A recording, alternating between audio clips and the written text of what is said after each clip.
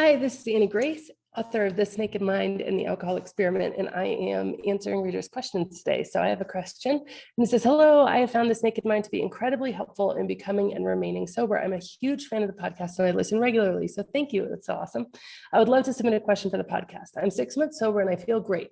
But I abused alcohol for years and found sobriety to be the answer because I can't just have one drink. I drink to get drunk. I've completely turned my life around and I've been more ambitious and motivated in the past 6 months than I've been in the past 3 years. However, I find myself feeling incredibly smug about this realization. I find myself judging those who drink in excess and wasting their time and feeling really morally superior. What's the best way to deal with these judgmental feelings and share how good I feel as an alcohol-free person without coming across as a preachy teetotaler? So I'm going to start this conversation with this one sentence, and that is that nobody takes advice they don't ask for. So that's the reality. If we want to be influential, we need to do it in a way that is influencing without preaching, as you've already highlighted. And so first of all, I just want to say congratulations. This is amazing. I mean, it's so great. And sometimes we get our fuel, we get the emotions that sort of propel us forward from all different walks of life. And if it is feeling a bit smug and a bit, proud of yourself, then I actually think that's great. I think that there's a point to where it becomes problematic, and we'll talk about that. And it really depends how these feelings feel inside you. Here's the reality. In my first few years not drinking, I would look around, I would be out at a bar or something because I did everything I used to do. I was like, I'm just going to carry on my normal life. And then eventually over a few years, I realized I don't really like doing these things. And I did change a lot of my habits. But at the time, I was just doing everything I used to do.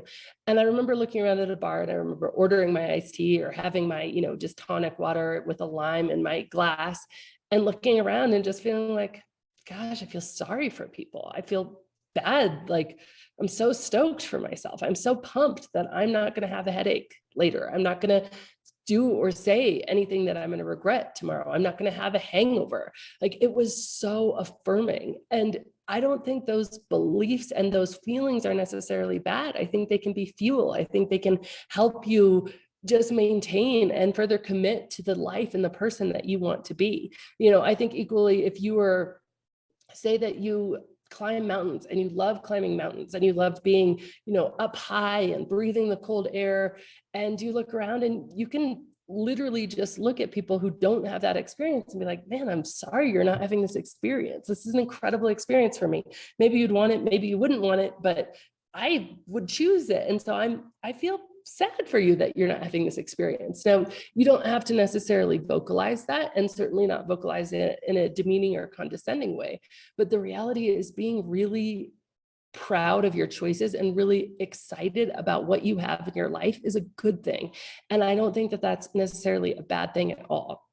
Now, in terms of how to influence other people, the best way we can influence other people is just by showing up and being happy and alive in the best versions of ourselves, because just doing that has people being like, wow, she's not drinking. That's interesting. And actually, without words, just with presence, is the most powerful thing we can collectively do to make a difference here. And it's so freeing, because then we don't feel like we have to have the perfect words, and we don't feel like we have to have the perfect science, and we don't feel like we have to have the perfect argument. And then when people ask for it, we can start to tell about our stories. The human brain loves stories. We learn in stories. Stories, compel us. They bring us closer to each other. They are how we communicate in such a big way. They're why things are so engaging. It's stories. And so the only thing you need to know is your own story. And again, what I started with is nobody takes advice that they don't ask for. So when your presence and showing up allows somebody to be like, hey, I'm curious, what gives? Like, why don't you drink? Then you're able to give and talk. And I would do it in stories. I would just talk about what things have been like for you. In fact, every time that I feel like I'm going to say something that could come across and create any sort of shame or guilt in my audience, I immediately flip it back to, well, for me, it was like this. In my experience, this is what happened. This is how it showed up for me, because that just disarms and it allows the point of communication to come through, because I know that what we ultimately want to do is, we want to, just like a mountain climber might want to be like, this is the best thing ever. You can see for miles. It's so life affirming. It makes me feel so good to be on top of this mountain. We want to just be able to communicate that in the best possible way and the most open way.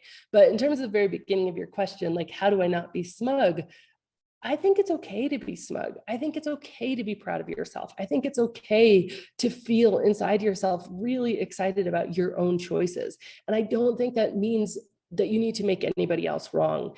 There is something that we have in so many of our, just in the soup, I guess, in the whole collective society of this dichotomy between if I do this, then everything else must be wrong, or I have to be right and you have to be wrong, or just this like parallel of having to take sides. Even if we see a TV show and two people are arguing, we feel compelled to take one side or another. Even in a novel, we could feel compelled to be team so-and-so or team so-and-so.